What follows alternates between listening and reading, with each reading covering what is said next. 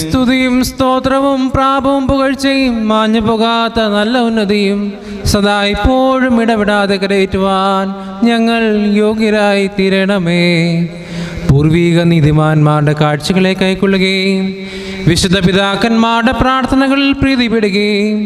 പുരോഹിതന്മാരുടെ ഹോമയാഗങ്ങളിൽ പ്രസാദിക്കുകയും ദീർഘദർശിമാരുടെ ബലികളിൽ ഇഷ്ടപ്പെടുകയും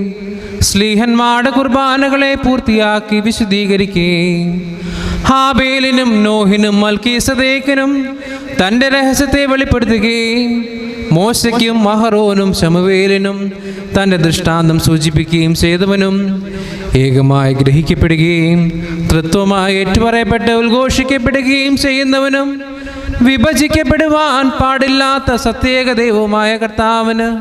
ദൈവികമായ ഈ സ്തോത്രബലി അർപ്പിക്കപ്പെടുന്ന ഈ സമയത്തും സകല പെരുന്നാളുകളിലും നേരങ്ങളിലും കാലങ്ങളിലും